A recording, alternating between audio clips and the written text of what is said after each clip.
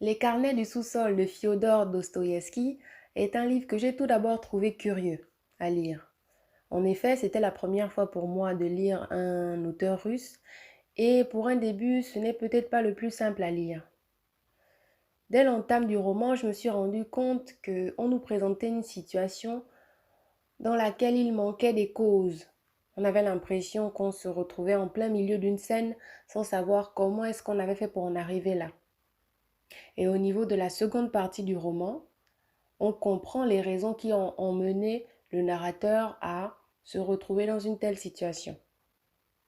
Je m'explique. Au départ, on a un homme qui vit dans un sous-sol depuis des années, reclus, comme en prison, comme au fond d'un cachot, et qui parle de la nature humaine, qui dépeint un tableau malheureux, triste, pessimiste de l'humain, qui n'a plus aucune confiance en l'humain. C'est un homme qui ne se fait plus aucune illusion sur l'humain et qui le dépeint comme un être presque sans cœur, un être qui n'est doué que par, qui n'est mu, pardon, que par des intérêts égoïstes. C'est un être qui n'est pas capable de faire preuve de bien pour le bien. Donc, on se demande très vite pourquoi cet homme-là pense ainsi de la nature humaine. Pourquoi est-ce qu'il a une telle vision de l'humain si pessimiste, si sombre? Et lorsqu'on lit la deuxième partie, donc qui est en réalité un peu la première partie, parce que d'abord les causes, ensuite les conséquences, on se rend compte que c'est un homme qui fut normal, on dira, qui avait un métier, qui était employé dans une administration, qui avait des responsabilités, mais qui dans la société comme au travail a toujours eu comme un besoin de reconnaissance.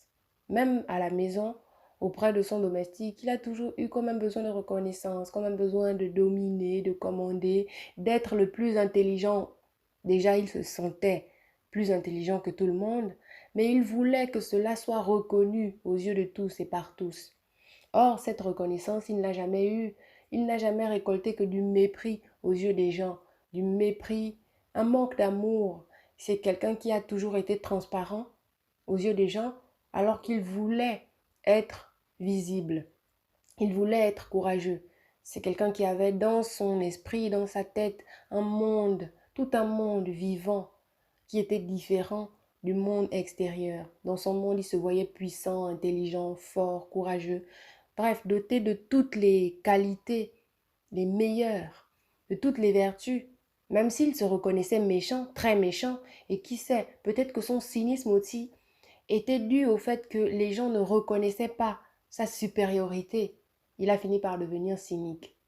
Donc il avait un intérieur très riche, très fourni, tandis que de l'extérieur, c'était un homme effacé, un homme très peu courageux. Il se disait par exemple dans son intérieur qu'il allait poser un tel acte. Ensuite, lorsque venait le moment de poser cet acte, il se rétractait. Il se rebiffait et allait seul dans sa honte trouver des justificatifs au fait qu'il n'ait pas pu euh, mener son acte à terme. C'est donc ainsi qu'il a mené sa vie, toujours comme une ombre, toujours fuyant, toujours à chercher le pouvoir qu'on lui refusait, toujours avec ce mépris qui lui collait à la peau. Il a fait la connaissance d'une prostituée à qui il a compté des jours sombres, une jeune prostituée à qui il a compté des jours sombres pour sa vie.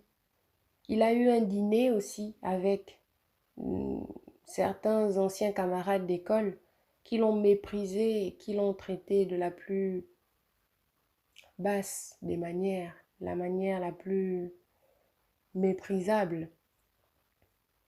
Et il a fini par décider de se retrouver seul chez lui, loin du monde, loin de ce monde qui lui a nié le droit d'exister tel qu'il l'aurait voulu et pas tel que.